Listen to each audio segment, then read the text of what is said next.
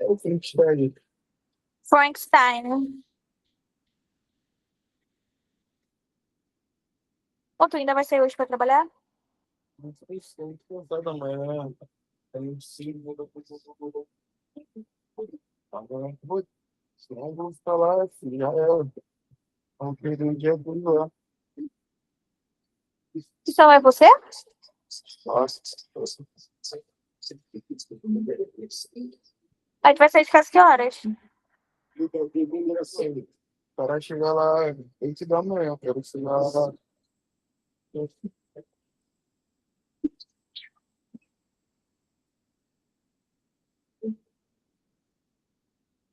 Modos.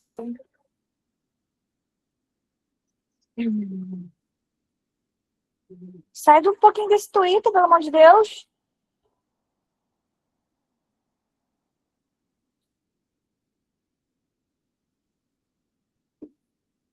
Não, não, não.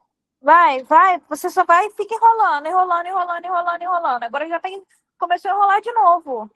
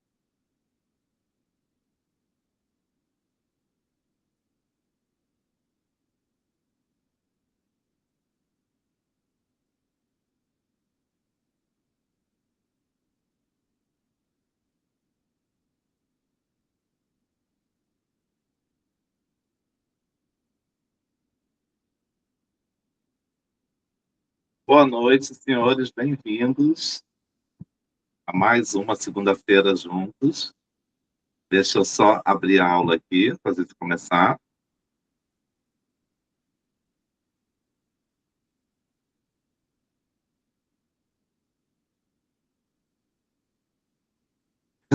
Então, vamos lá. É a nossa 16ª aula. Nós vamos continuar falando de distúrbios psicossomáticos. É a segunda parte dessa aula. Essa obra de arte se chama A Pietà, em português, Piedade, de Michelangelo. E talvez a Pietà mais conhecida é uma das mais famosas esculturas feitas por ele. Representa Jesus morto nos braços de sua mãe Maria. E a fita que atravessa o peito da Virgem Maria traz a assinatura do autor, única que se conhece. Essa escultura é em tamanho natural e não quero falar sobre religião. Psicanálise não casa com religião. Eu quero falar dessa figura materna. Então, por favor, sem catolicismos, macumbismos ou qualquer outra coisa. Psicanálise não casa com religião. É sobre a figura da mãe. Vamos ver se vocês vão conseguir separar essa obra de arte da religiosidade. Carla, boa noite, Carla, bem-vinda.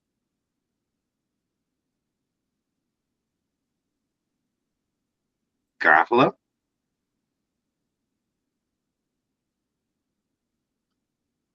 Carla, você está podendo falar? Boa noite, tô podendo. Carla, o Oi. cristianismo, Carla, está no nosso inconsciente coletivo. É impossível olhar para essa imagem e não se lembrar de toda a religiosidade que envolve ela. Mas eu gostaria que você se ativesse a figura da mãe, fora as questões religiosas que estão no nosso inconsciente coletivo, mas que não cabe aqui, porque é um curso de psicanálise.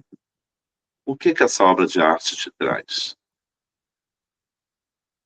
Eu vejo a mãe com o filho no colo, independente de qualquer coisa, independente de idade, independente de qualquer situação, ela ali sustentando, né? Mesmo sem se aguentar, ela sustentando esse filho, sabe? Ela ali, mesmo cansada, sustentando ele. Assim, eu tô tentando separar o máximo possível. É um pouco muito difícil para a gente, com isso muito enraizado, mas eu estou tentando separar. Eu estou vendo isso, é uma mãe ali segurando um filho, ali abnegada, cansada mesmo assim, mas ali, sustentando. Mesmo sentada, mesmo sem força, sustentando esse filho, sabe? Sustentando esse ser. Foi isso que eu entendi, que eu pude entender separando. Carla, essa semana eu vi um filme chamado A Melhor Mãe do Mundo, um filme brasileiro. E a sua fala me remeteu a isso. Você concorda, Carla, que é o único amor incondicional, ou seja, que não há condições, não há exigências para que ele aconteça? Eu Você concordo, concorda? eu concordo que o amor de mãe é incondicional. Só que eu também acho que nem todas as mulheres vêm com isso. E eu acho que ficaria mais, a sociedade ficaria menos problemática se as mulheres não tivessem essa necessidade de, mesmo não se identificando com a maternidade, ter que provar que tem que ser mãe para poder ser aceita. Porque eu vejo mães assim que não deveriam, de fato, serem mães e péssimas na execução disso, mas por algum motivo quiseram ter filho para dizer que é filho e botam na internet que é filho e, e só, entendeu? Eu vivo isso muito de perto. Então, assim, é complicado. Eu acho que é muito bonito quando ele é feito, quando ele é assim, que a mãe ela tem essa dedicação. sabe? Então, eu acho que isso aí é bem complicado, essa questão. Eu acho muito lindo, é o amor mais lindo, mais divino, eu acho muito linda, mas tem mulheres que não, definitivamente não nasceram para serem mães. E aí a sociedade impõe, a pessoa vai e aceita, e aí fica assim, a gente vê, né? Não precisa ir muito longe que a gente vê aí o resultado disso, né? Os filhos de escola, a escola precisa ter comida para poder, porque as crianças precisam almoçar na escola, enfim, essa série de problemas aí. Carla, você percebe que tem uma cobrança social e familiar muito grande? Você vai num casamento. Na semana seguinte já começa uma cobrança. Quando é que vocês vão ter filho?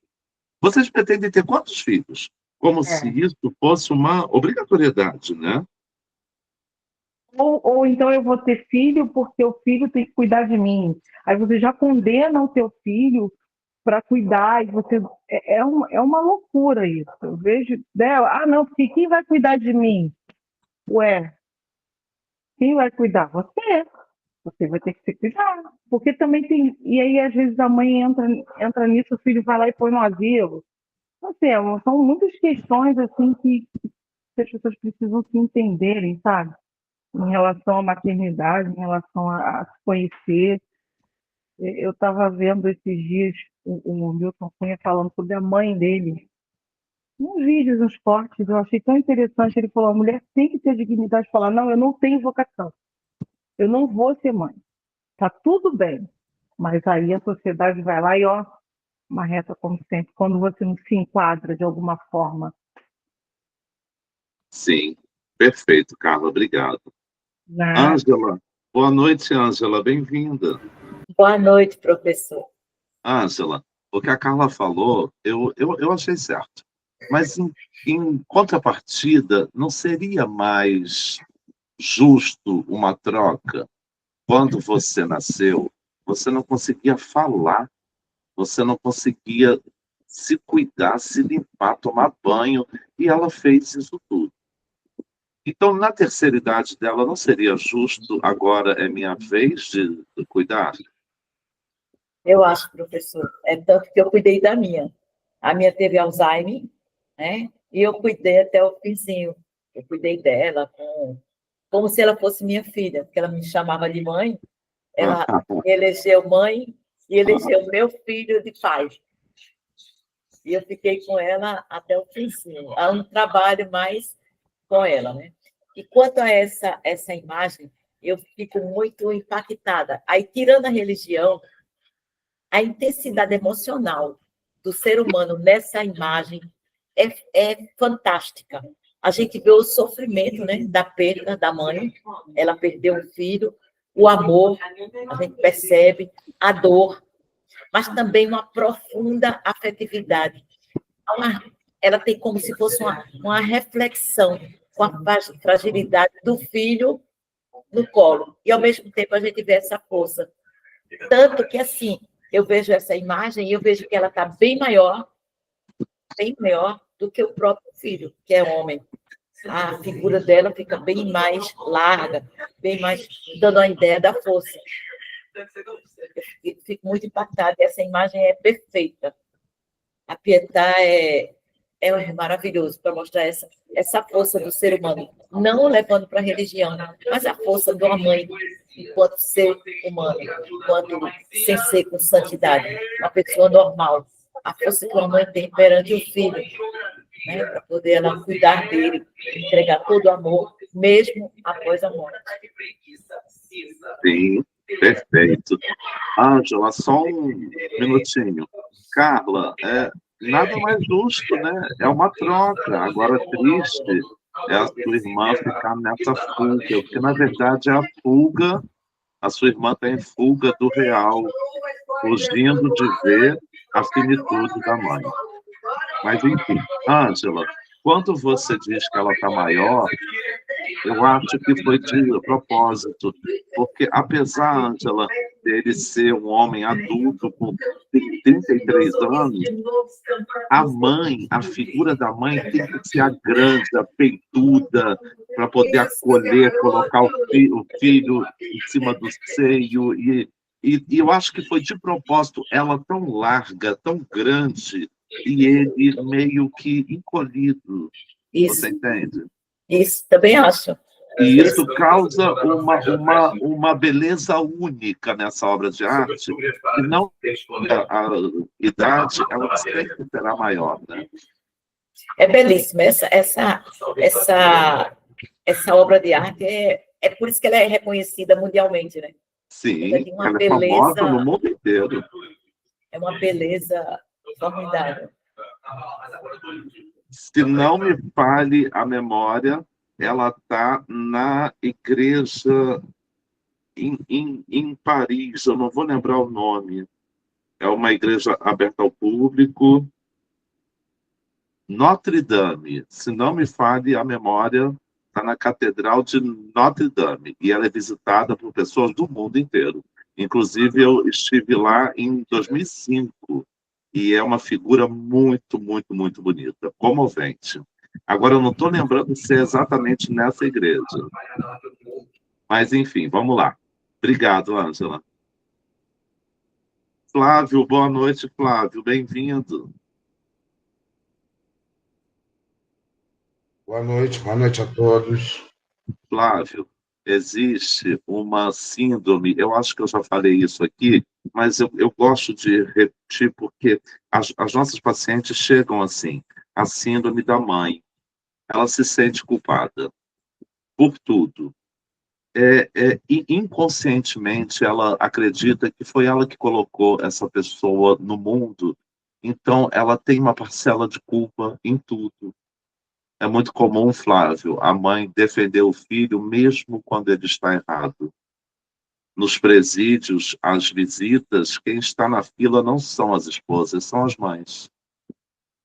Então, quando eu falo amor incondicional, os adultos costumam buscar um amor parecido com esse no cônjuge e não consegue, porque o amor da mãe não precisa de revide e o amor nos relacionamentos precisa de uma troca maior. Flávio, quando você olhou para essa imagem, é impossível não se lembrar da mãe, né? Sim, sim. E o que você sentiu? O que me passa ali é amor. Um amor incondicional, é um que não tem limites, é uma força maior que uma mulher carrega. E assim, a gente não. Os filhos, normalmente durante a vida, a gente acha que a mãe é chata, que a mãe está implicando, ou por isso, ou por aquilo, mas não é, é só amor. É só amor. Ali até Às depois vezes, de morto, tá amando o filho. às vezes, Flávio, essa mãe até perde um pouco o senso de realidade e cai numa neurose tão obscura que ela começa uma defesa a favor do filho, né, óbvio, mas que não é racional. Então, quantas mães o filho está completamente errado e mesmo assim ela está ali em defesa, né, e não consegue ver a maldade naquele filho. Uma maldade, Flávio, que é natural que todos nós temos, todos nós. Mas a mãe não consegue, mesmo que ela veja, ela não quer que os outros vejam a Sim, humanidade do filho, né? É muito sim, difícil essa posição de mãe, entende? é verdade. Isso mesmo. Se colocar na posição de mãe não é para todo mundo, não. As pessoas acham que podem ser, algumas mulheres acham que podem ser mães, mas é muito complicado. Ser mãe é uma coisa bem quase divina, vamos dizer assim. Tem que se entender e entender o outro. Só para esclarecer, eu só tinha falado que essa imagem está na Basílica de São Pedro, no Ba- Vaticano. Basílica de São Pedro, em Paris, certo? Não, Vaticano. Ah, tá no Vaticano? Ah, No eu Vaticano. me confundi, então. Eu coloquei aí, professor, no chat. Ah, tá, perfeito. Não, Mas tem tem uma, mas a na, original está no. na Catedral de Notre Dame, tem uma outra imagem. Eu acho que tem uma cruz atrás, como se ele tivesse acabado de descer da cruz. Acho que sim. Depois, dá uma pesquisada para mim, Flávio, enquanto eu converso com os colegas aqui. Tá bom. Obrigado, Flávio. Isabelle, boa noite, Isabelle, bem-vinda. Boa noite. Então, Isabelle, você que está chegando agora nesse mundo das mães, Sim, funciona assim, Isabelle, é uma culpa para sempre. Então, o seu filho, a sua filha, você sempre estará do lado, buscando. Você consegue validar a minha fala no comportamento da sua mãe com você. sim, Sempre que você precisa, ela está ali. Sempre que a sua filha precisar, você estará também. Só que sim, isso é uma questão, Isabelle, atemporal. Ou seja, pode ser daqui 40 anos, com a sua filha casada, com 40 anos, com os filhos dela, e mesmo assim você ainda vai achar que tem responsabilidade por ela e pelas escolhas dela. Você entende? Isabelle, fica à vontade para fazer o comentário sobre a obra de arte. sim, sim, eu entendo muito isso. Eu acredito que essa é uma responsabilidade muito grande para as mães, né, para as mulheres, até mesmo de comportamento, de escolhas. A gente se culpa o tempo inteiro e eu sinto isso desde a gravidez. Então, quando eu como uma besteira ou quando esqueço de beber água ou esqueço de tomar meu remédio, é o tempo todo me culpando ou às vezes esquecer e me culpando por, nossa, eu tô sendo uma péssima mãe. Né? Então, acredito que já vem desde do ventre, né, essa culpa e o medo também que gera, né, de saber educar e criar, né, para seguir os próprios caminhos. E eu entendo muito isso porque, no meu caso, né, eu tenho o apoio 100% da minha mãe, eu sempre tive, né? E assim, é muito. E hoje eu sou casada, né? Sou casada, tô aí esperando um neném. E mesmo assim, ela é o meu suporte, né? Minha segunda mão em tudo, em relação a tudo, principalmente nesse momento, né? E eu acredito que vai se repetir muito essa visão, né, com a Maria, que é minha filha. No entanto, que o nome da minha filha é em homenagem à minha mãe. Então, eu acho que é uma questão muito. É um amor muito forte, né? Não só o amor de mãe, mas como, por exemplo, no meu caso, o amor de filha, né? De amar a minha mãe. É uma coisa assim, muito. Uma conexão muito inexplicável, uma coisa que eu não sei explicar.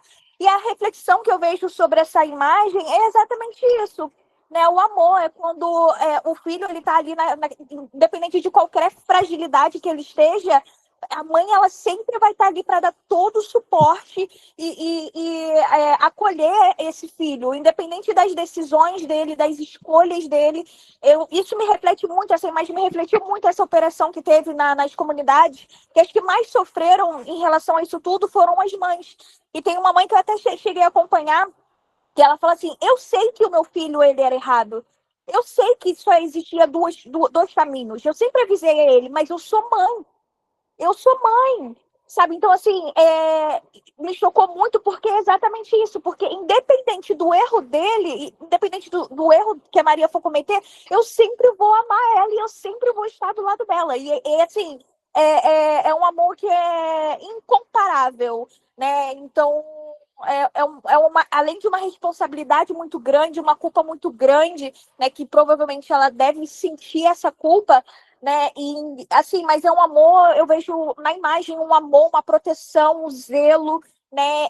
Ela tá cansada, na imagem ela tá cansada, ela tá ela precisa de ajuda também, sabe? Porque muitas das vezes as nossas mães precisam de muito suporte e acaba não tendo por ter que dar esse suporte, entendeu? Então ela tá ali fragilizada e mesmo assim ela tá sendo forte o tempo todo e segurando o próprio filho e carregando o próprio filho mesmo cansada, exausta, ela tá ali de pé.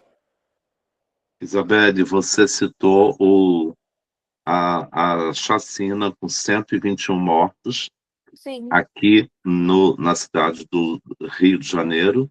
Algumas pessoas falam, mas era bandido. Tá, mas espera aí, Mas ele era um filho. nós somos contra a pena de morte. Exatamente. A gente não tem pena de Então, morte no Brasil. a política não é sai matando todo mundo, não. A política é Exatamente. sai prendendo, julgando e cumprindo pena. É assim que Exatamente. são as leis do nosso país, não é subir morro e matar todo mundo. Mas Eu tudo bem, concordo. Isabelle, vamos dizer que tá, foi. E o que resolveu, Isabelle? Nada. Porque Isabelle, no dia seguinte estava tudo Isabelle, sim, você foi pode reposta. ir no Alemão agora, que estão lá as banquinhas vendendo cocaína, crack, maconha, o que você quiser. Não Exatamente. mudou Nada. absolutamente nada. Nada. Exatamente. Então, e aquelas mães estão lá. Quando aqueles marginais deveriam ser presos, julgados Exatamente. e cumprido pena. Até porque Exatamente. estamos no Brasil, né? No Brasil. Não é, Isabelle? A gente é contra a pena de morte, né? E tem uma frase que eu ouço muito, né? Falarem, bandido bom é bandido morto. E eu sempre discordo, porque bandido bom é bandido preso. Né? Isso Quem aí. somos nós para dar, ainda mais no Brasil, quem somos nós para chegar para uma pessoa e falar, ela merece morrer? Não. Não. Nem, ela merece sim pagar pelos erros dela. Ela errou, ela tem cadeia exatamente para isso. Mas não necessariamente, eu acho que assim, foi um descuido muito grande, sabe? E assim, sendo bem sincera, analisando os fatos, morreu muita gente, mas eles não prenderam tanto de droga, não prenderam armas, enquanto não eles já prenderam muito mais quantidades, né, de drogas, armas, sem matar ninguém do que nessa mega operação, entendeu? Sim, Então, sim. assim, foi mesmo proposital para isso. E, assim, o que me reflete nisso é as mães mesmo, sabe? Porque, infelizmente, independente do erro, é a mãe que criou, a mãe que zelou. E uma dessas mães, ela fala exatamente isso. Né? Ela foi a mãe que tentou subir o morro com os documentos do filho para que ele fosse preso e não morto, porque ele tinha o direito de ser preso e pagar pelos erros dele, mas não que não tirasse a vida do filho dela. E aí foi uma coisa assim, o quão o amor de mãe pode chegar, que ela em meio a uma operação, ela pegou e subiu, foi lá no mato, a polícia estava tirando em cima deles, né, dessas pessoas que estavam tentando buscar eles, e ela foi lá e com os documentos do filho e pedindo para que ele fosse preso, mas infelizmente ele morreu. Isabelle, daqui pouquíssimo tempo você vai perceber pelas mídias que foi só uma manobra política. Afinal Exatamente. de contas, ano que vem é eleição, né, Isabelle? Exatamente. Isabelle, obrigado. Nada. Camila, boa noite, Camila, bem-vinda. Camila?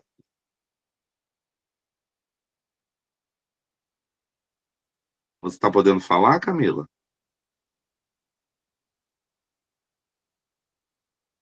Vou esperar um pouquinho, daqui a pouco eu te chamo de novo. Ricardo, boa noite, Ricardo, bem-vindo. Boa noite, professor. Boa noite a todos. Pois é, Ricardo. A Isabelle falou sobre a figura de Maria, aí tudo bem, Camila, eu vou te deixar por último. Se der, aí você fala. Se não, tranquilo. Tá bom, Camila? Eu te deixo por último. Sobre essa imagem, fala aqui, Flávio. Abre aqui, que eu não consegui ler. A imagem que você se referiu é a Virgem do Pitié, de outro artista, não é a de Michelangelo. E ela está localizada na igreja de Notre Dame, no altar. E a foto indica realmente uma cruz atrás, justamente porque ela está no altar. Perfeito, Flávio. Obrigado. Ricardo, a Isabelle falou assim, não, tá, tem Jesus ali, aquilo tudo, né? Mas ela também precisava de ajuda. A Isabelle falou essa frase com relação à obra de arte. Mas, Ricardo, você sabe que essa mãe, ela sempre vai botar uma máscara de poderosa, de super, de Batgirl. Eu vou resolver, meu filho. E ela põe aquela máscara de super-herói, de Mulher Maravilha, e vai. Mas ela é um ser humano também muito bem lembrado pela Isabelle. Fica à vontade, Ricardo. O que você achou dessa obra de arte? Vamos parcelar a coisa, né? Sobre a imagem. Me fez pensar que o psicossomático de uma mãe em proteger e defender o seu filho, mesmo a impressão que eu tenho de ele estar morto, acaba não deixando que a mesma tenha suas... Peraí, desculpa, eu me perdi aqui. Morto, mesmo não deixando que o mesmo tenha suas próprias experiências e também, de alguma forma, aumentando o complexo de Édipo. Não deixando que o mesmo tenha o desapego. Tanto com filho, família, amigos e etc. Gerando assim o vitimismo do filho e da mãe. É perfeito, Ricardo. Então, ela não vê o filho tão capaz e não deixa ele ir sozinho. E ela fica ali, em volta, não permitindo a emancipação desse filho. E alguns filhos se revoltam e vão, outros não. Outros ficam embaixo da saia dela e o complexo de Édipo não declina da forma correta. Ricardo, mais importante, esse filho não é um pedaço dela. E a mãe não consegue entender isso. Aquela pessoa é uma terceira pessoa que não é igual a ela e nem o pai dela. É uma pessoa única, que vai fazer escolhas únicas, que não tem a ver com as suas escolhas como mãe. E a mãe quer escolher pelo aquele filho. Não, porque eu quero o melhor para ele. Eu sei o que é melhor para ele. Não, não sabe. Porque dentro daquela pessoa só existe ela, só ela consegue acessar o próprio real. Isso eu estou falando de um filho iniciando a vida adulta. Quando a mãe quer escolher a profissão, quando a mãe quer escolher a namorada, quando a mãe quer escolher o namorado. Isso é um erro. Não entende que aquela pessoa... Então, se aquela pessoa, Ricardo, é uma terceira pessoa, com as escolhas únicas dela, quando ela escolhe ir para o tráfico no Morro do Alemão, a culpa não é dessa mãe. A culpa não é dessa mãe, mas ela se vê culpada. Entende, Ricardo? Eu entendo. Eu entendo, compreendo. Só que assim, se eu me permitir, vou falar uma história, mas é um resumo muito rápido. Se eu permite? Permite, fica à vontade. Essa coisa de amor incondicional, eu não consigo digerir isso. Eu tô com quase 50 anos e não consigo digerir esse tal de amor incondicional. Eu tenho um amigo, né, que quando a mãe pariu, ele virou pra tia desse amigo e pra avó falou assim, ó, toma, faz o que vocês quiserem. 7 anos depois, essa mãe apareceu. É meu filho, eu vou levar. O menino saiu de uma vida muito boa no Engenho Novo e foi morar na Posse, em Nova Iguaçu. Né? Sofrendo maus tratos, vários abusos, várias coisas. E ela sempre foi uma mãe emocionalmente indisponível para ele. Para ele. Dava comida, dava o estudo e surrava. Os anos se passaram, ele se afastou, casou, teve filhos, se afastou dela por opção, não foi pela vida, foi por opção dele. Um tempo depois, casou com uma pessoa, a pessoa, não, vai lá, conversa. Ele voltou a ter contato, teve um evento que ela falou assim, você vai ficar responsável pela filmagem. Ele ficou responsável, pela filmagem, né? Quando ela pegou as filmagens, ela falou para ele, numa reunião com N pessoas, porra, mas ficou uma merda o que você fez. Vocês me desculpem a palavra, mas é a única que me vem na cabeça agora. Ficou uma merda. Ele virou para ela, realmente, você me humilha na frente das pessoas, você fala isso em público, era só você dizer que tinha ficado ruim. Então vamos fazer o seguinte, vamos manter cada um no seu quadrado, cada um com seus problemas. Mas, incrivelmente, toda vez que ela precisa, ela procura ele. Ele não procura. Ricardo, aí a gente volta para Carla, a primeira que falou hoje. Nem todas as mulheres estão prontas para ser mãe. Mas existe uma cobrança social. Porque 7 anos depois ela voltou para buscar esse menino? Porque houve uma cobrança, algum tipo de cobrança social, religiosa, alguma cobrança teve. Porque aí eu penso que não é o amor, o tal do amor incondicional. É um amor induzido. Induzido pela sociedade. Não, peraí. No caso dela, especificamente dela. Porque a maioria, e ela, Ricardo, é exceção. Entendeu? A maioria das mulheres, algumas estavam lá, como dito lembrado pela Isabelle, na hora do bang bang para tentar pegar o filho, correndo o risco da própria vida. Então, não dá para generalizar. O geral é o amor incondicional, tanto que esse tipo é exceção. Quantas outras mães você conhece e que dedicam tudo aos filhos? Um monte, né? Agora, exceção tem, Ricardo, e muita também. Como a Carla falou, nem todos estão prontos, mas por uma pressão social, teve o filho e não quis. Por que voltou 7 anos depois só para maltratar? Porque houve alguma pressão. Alguém falou, nossa, mas você abandonou seu filho? E aí aquela pressão ficou ali e ela acabou indo lá buscar, para dar um respaldo ao que a sociedade falou. Aí é feio, né? A criança sofreu. Mas tem um senso de responsabilidade por esses, mesmo depois que eles crescem, é o que a maioria sente, entende? Entendo. Valeu, Ricardo. Obrigado, querido. Maria Luzia, boa noite, Maria. Bem-vinda. Maria? Boa noite, boa noite. Então, Maria, essa mulher, né? Ela com todo um cristianismo no nosso inconsciente coletivo, ela acaba sendo a representação de todas essas mães, né? As mães que sofrem a vida inteira com esse sentimento de culpa. Eu sei que você tem 2 filhos adultos e você ainda sofre? Você ainda se preocupa? Será que está fazendo as escolhas certas? Será que está certo? Você ainda tem isso?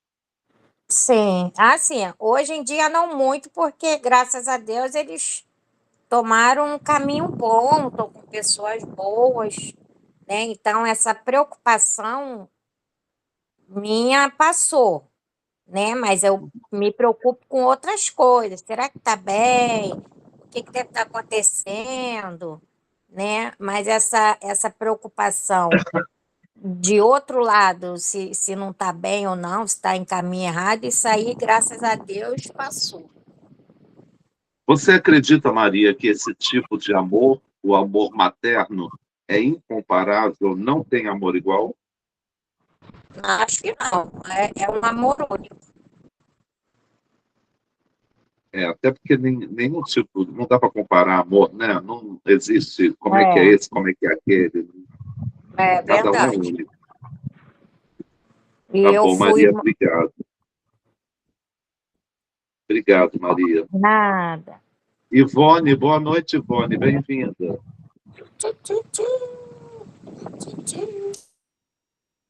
Ivone? Oi, professor, boa noite. Boa noite a Ivone, todos. a conversa é bem complexa para você também, que eu sei que você tem 2 filhas, uma maior, sim, já adulta, e uma pequena. Mas mesmo essa adulta, você ainda se preocupa? Será que vai fazer as escolhas certas? Será que está no caminho certo? Ah, eu acho que eu vou lá ajudar. Você ainda tem isso, mesmo com a mais velha? Responsabilidade a gente sempre tem, né? Sobre, assim, a preocupação, né? Da preocupação. Porém, ela já está no caminho encaminhada, né? É que eu sempre falei para ela, você com 18 anos já é adulta, já responde por si, o que você fizer não sou eu que vou falar, que eu já coloquei você adulto conforme você é, e você que agora é responsável da sua vida. Então, eu sempre coloquei isso, e conforme a pequena, ó, ontem mesmo estava na sala, aí ela começou a falar, né? Aí eu falei assim, ela, mãe, pode deixar que eu vou cuidar da senhora. Eu falei assim, sim, filha, você vai cuidar de mim, da pequena. Eu falei assim, mas só que você também tem que ter a sua vida. Você é responsável pela sua vida, então você vai ter o seu caminho. Não que você não vá cuidar da mamãe. Aí ela ficou assim me olhando. Aí eu fui e falei, mais tarde você vai entender. É complicado. Ivone, existe um instinto materno que está presente até nas meninas. Obrigada. Tchau, meu amor linda. Oi, Ivone. Ivone? Oi, fã. Existe um instinto materno, Ivone, que está presente até nas crianças, nessas meninas pequenas. Elas adoram cuidar de bonecas como cuidam de uma criança recém-nascida. E quando ela fala, eu vou cuidar de você, já tem um instinto materno. Ou ela viu uma cena de uma filha cuidando de uma mãe idosa, porque você é uma mulher jovem, mas na visão dela, você é velha. Entende? Quem está com 15 olha para a gente, Ivone, acha a gente velho. A gente olha para um de 60, 70, 80, acha que é velho. Então, cada um tem uma visão, né? Então, para ela, não é Maria. Para ela, você é velha, então eu vou ter que cuidar dela. Mas tem um instinto materno atrás disso. Né? Tem. E no real dela, na visão de mundo dela, ela vai fazer como ela faz com as bonecas dela. Eu vou cuidar da minha mãe, eu vou dar comidinha, eu vou... E isso é bom, né? É, verdade. Alguém fez um comentário aqui, quem foi? Passou rápido, eu não vi. Fui eu. Ricardo, pode falar. São umas jovens senhoras. E eu tenho uma pequena em casa que pergunta para ela o que ela vai ser, ela diz que vai ser dona de casa. Vai ter filho e vai cuidar da casa. Olha, eu não vejo isso um problema, não. Eu acho assim, Ricardo, o mundo moderno, todo mundo quer ser independente, mas e se tiver aquela que fala, não, eu quero casar, ficar em casa, cuidar dos meus filhos. Ricardo, eu acho que tudo que é em comum acordo dá certo. Olha, Ricardo, certa vez eu conheci um casal que ela era muito bem sucedida, diretora de banco, e ele adorava ficar em casa, e ele tinha um carinho, um jeito com as crianças, e ela era bruta, prática. Eles fizeram um acordo. Você vai ficar em casa e criar as crianças e cuidar da casa, e eu vou trabalhar. Ricardo, deu super certo. A sociedade toda criticou e eles não estavam nem aí. E eles viveram muito bem assim até ela se aposentar. E estão bem até hoje, só que agora os dois em casa, né? Então, tudo é o acordo que é feito. Eu não vejo Agora, Ricardo, essa questão vem do instinto materno, aquilo tudo. Mas quando crescer um pouquinho, Ricardo, e ver como o mundo funciona, vai querer trabalhar e ter o dinheirinho dela, você não acha? Ah, recebo essa profecia. Eu acho que o mundo está muito moderno para ela querer ser uma dona de casa, mas impossível não é. Né? E não é um erro também, né? Sim, Maria, quando cresce muda, lógico, né? É porque as meninas da idade dela gostam de brincar de casinha, de bonequinho, de família, e é natural, é natural. Camila, você está podendo falar ou ainda não? Se não tiver, não tem nenhum problema. Você está podendo falar? Ainda não, Camila? Eu vou fazer o seguinte, Camila. Eu vou seguir com a aula. A hora que você puder entrar, entra aqui e conversa um pouquinho com a gente, tá bom? Então, vamos aquele esquema. Pode levantar a mão a hora que quiser para a gente conversar, a gente discute. Vamos continuar no... Tá bom, Camila, tranquilo. Nos distúrbios psicossomáticos. Antes disso, eu quero deixar esse filme aqui, Dona Lourdes, e um outro, A Melhor Mãe do Mundo, um filme brasileiro também. Dá uma olhada que fala sobre essas supermães, né? Então tá, doenças são palavras não ditas. Essa frase foi escrita por Jacques Lacan. As coisas precisam ser ditas, precisam ser faladas. O que não é dito e é guardado se converte em doença psicossomática. As histéricas que ajudaram Freud a descobrir a psicanálise eram mulheres silenciadas, tristes, não tinham voz na sociedade e nem na família. Eram mulheres diminuídas. Precisamos ter voz. Você pode falar tudo que você pensa de forma educada e pacífica. Não engolir sapo não quer dizer que você vai puxar uma briga. Você pode falar tudo de forma amena, mas não deixe de falar. As representações ou percepções carregadas de afeto são afastadas da mente e as tensões físicas não encontram caminho para o psíquico, permanecendo no campo físico. E temos ansiedade, depressão, síndrome do pânico, angústia, todas palavras que não foram ditas. Também temos pulsões de morte vindas do inconsciente, mas tem muito sapo engolido, tem muito abaixar a cabeça. E por isso, a doença mais comum hoje é o burnout. A necessidade daquele trabalho faz com que você abaixe a cabeça para o assédio moral de superiores no seu trabalho.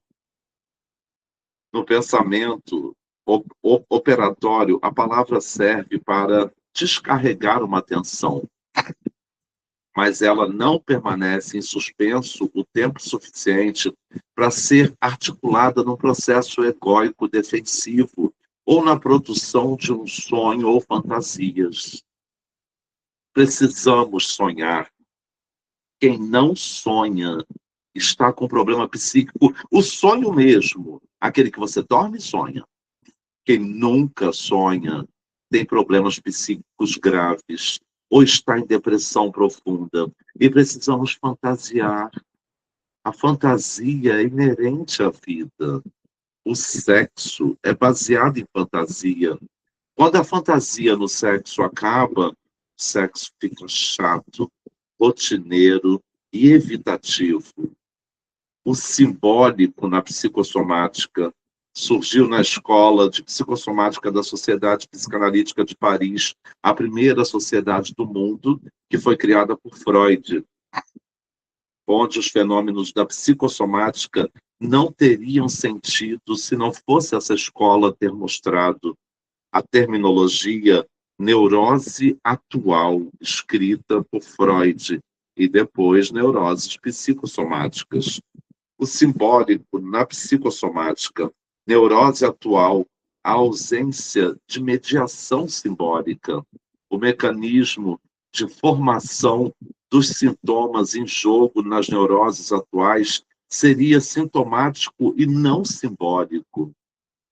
Não significa pura e simplesmente uma descarga de tensão no corpo, mas a impossibilidade total ou parcial de sua elaboração e transformação em afeto. Se a palavra não é dita, não se transforma em afeto, e o afeto não precisa ser obrigatoriamente positivo, pode ser negativo, mas precisa ser. O afeto precisa acontecer, e ele só acontece depois que as palavras são ditas, depois que a outra parte tem ciência do que você sente, do que você pensa. Para aquele outro, o que aconteceu pode ter sido um fato bobo. E aí você expressa o seu sentimento e diz, mas me magoou, agora virou um afeto. Agora não é só mais uma coisa boba, agora eu me expressei. Por isso disse que o sintoma ocorre sem nenhum propósito aparente, não se sabe qual seria a sua intenção, e de repente, uma amidalite, um corrimento por cândida, uma dor de cabeça que não passa o dia inteiro. As palavras que não são ditas são somatizadas e se transformam em doença física. A importância da relação mãe-filho, mãe simbólica, dá significados às mensagens corporais desse bebê. O acolhimento da mãe para esse filho, independente de que sexo seja esse bebê, a ligação com a mãe é única. O complexo de Édipo é uma outra coisa que vai acontecer alguns anos depois. Mas na hora do nascimento, e principalmente no primeiro ano de vida, há uma ligação única com essa mãe. E como essa mãe acolhe essa criança, e como a psique já pronta dessa criança percebe esse acolhimento. Crianças que durante a infância se sentiram protegidas e amadas são adultos muito mais bem resolvidos. Carência de atividades de representação. O aparelho psíquico precariamente estruturado, impossibilidade de elaboração, de excitação através de recursos psíquicos do indivíduo, onde a energia funcional liberada diretamente no corpo. Aqui estamos falando do repertório emocional. Na infância, você aprendeu a lidar com as suas emoções? Com a raiva, com a tristeza, com a solidão, com o medo. Você aprendeu a lidar com isso? Se não, você é um adulto que não sabe lidar com essas emoções, mas que pode aprender com terapia psicanalítica. Não pode se entregar à ira, não pode se entregar ao medo. Temos que racionalizar, refletir sobre essas funções e não simplesmente se entregar a elas. Características das manifestações psicossomáticas. Não se encontra uma explicação física biológica para o sintoma. É desencadeada por um acontecimento da ordem da perda ou equivalente.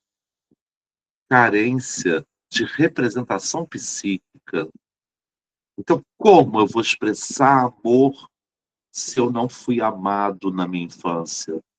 Como eu vou cuidar se eu não fui cuidado? Como eu serei uma boa mãe se o outro não foi uma mãe boa para mim? Expressa representações que não podem ser conscientes. Angústia produzida, a melancolia, um sintoma inexplicável. Simplesmente aquela tristeza, como uma punção de morte, vinda da falta, da perda, lá na primeira infância, que não nos deixa lembrança porque está recalcado no inconsciente. Somente a psicanálise tem armas e ferramentas para resgatar esse trauma, simbolizá-lo e ressignificá-lo. Na ansiedade não há objeto, só a ordem do vazio. A psicanálise não tem objeto, só tem o sentimento, só tem a pulsão de morte. O objeto será buscado com o apoio do psicanalista. Nós temos técnicas. Com associação livre de ideias, análise dos sonhos e hipnose, nós conseguimos ir até o inconsciente e buscar esse objeto, buscar esse trauma recalcado, ou seja, escondido no inconsciente que eu não lembro. Eu só tenho a sensação, mas eu não lembro. E a psicanálise faz lembrar-nos. Expressa uma comunicação desconhecida do sujeito, solução de conflitos intrapsíquicos, pode ser revertido através da palavra. O discurso típico, equívocos, contradições, correlação temporal com determinados acontecimentos e datas.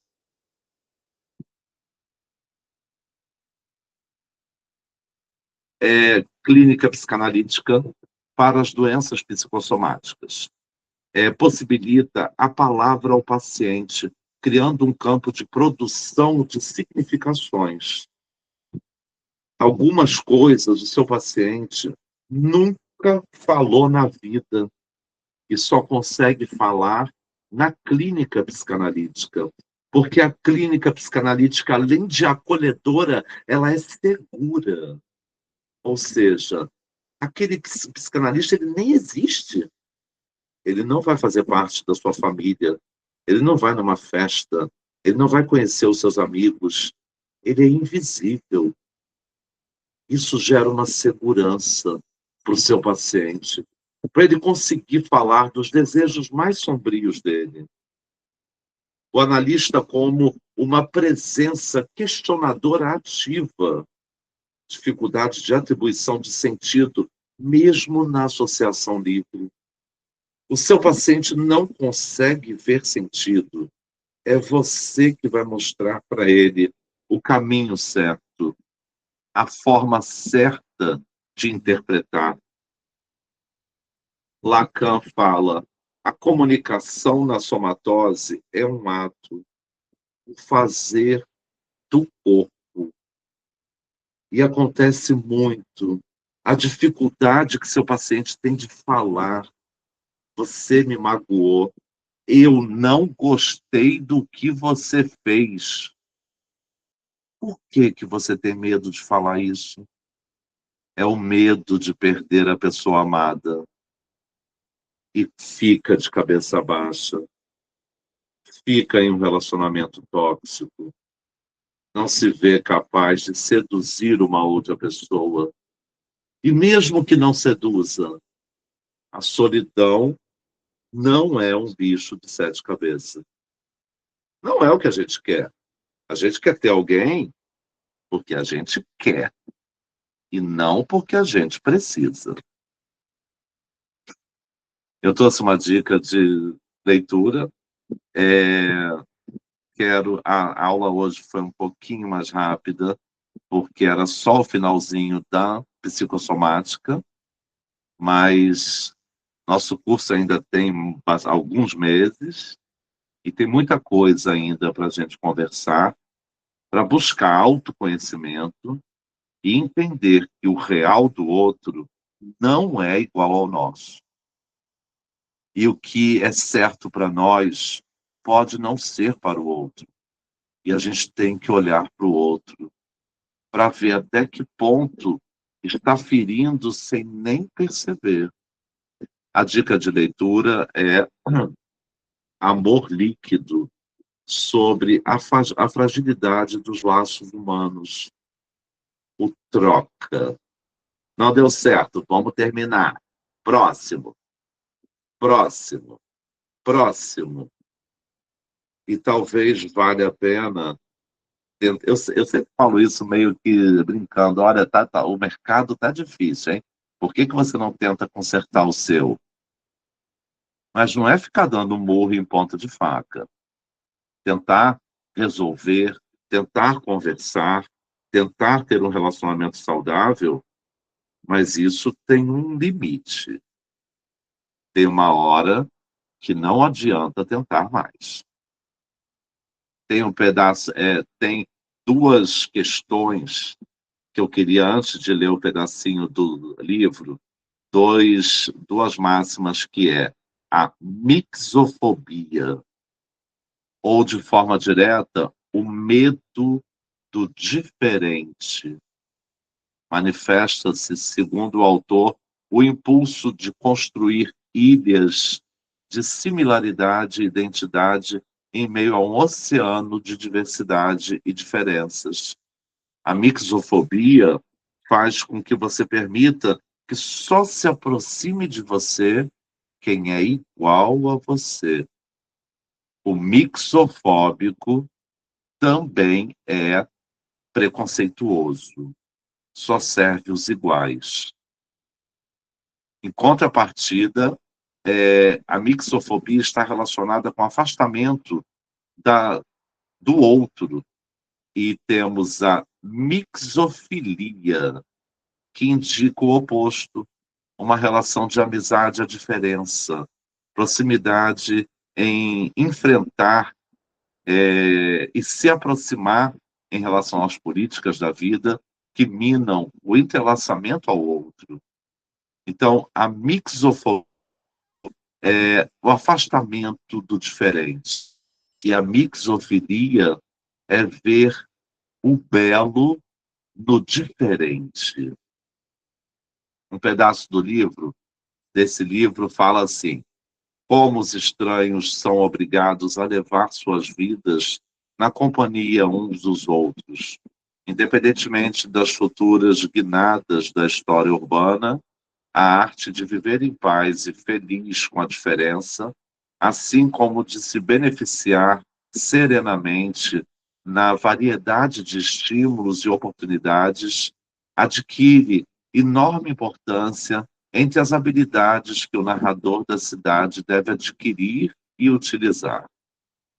Mesmo que a erradicação total da mixofobia seja algo improvável, dada a crescente mobilidade humana na líquida era moderna, assim como a acelerada mudança de papéis, tramas e ambientes do cenário urbano, talvez se possa fazer alguma coisa para influenciar as proporções em que a mixofobia e a mixofilia se combinam, e assim reduzir o impacto da primeira, que confunde e tende a gerar ansiedade e angústia. Se afastar do diferente, se aproximar só do que é igual a você, gera uma zona de conforto, mas é triste.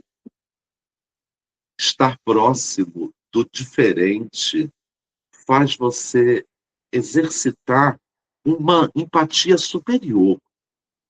Porque ter empatia com quem sofre igual a você é fácil. Ter empatia com quem sofre de forma única e diferente da sua é mais difícil. Estar próximo dos iguais é fácil. Estar próximo dos diferentes é que é difícil.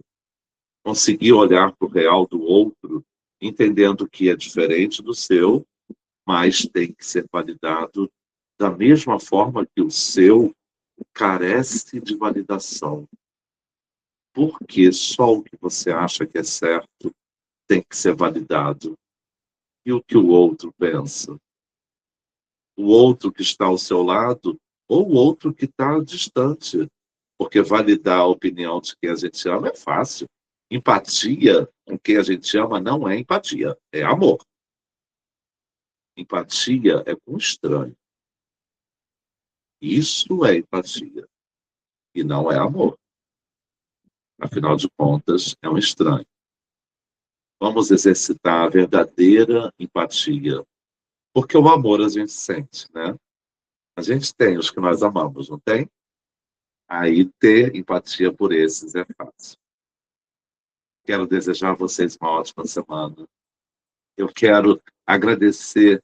Essa aula foi tão legal, tão boa, por conta da opinião e a participação efetiva de vocês. Eu quero agradecer a Carla, o Flávio, a Isabelle, a Ângela, o Ricardo, a Maria Luzia, a Camila e a Ivone. Obrigado pela presença de vocês. A minha semana sempre começa maravilhosa, porque eu converso com vocês, estamos juntos e trocando essa ideia tão boa e crescendo e aprendendo esse ofício que é ouvir o outro. Boa semana a todos, fiquem na paz e boa noite. Até segunda-feira que vem, gente. Tchau, tchau.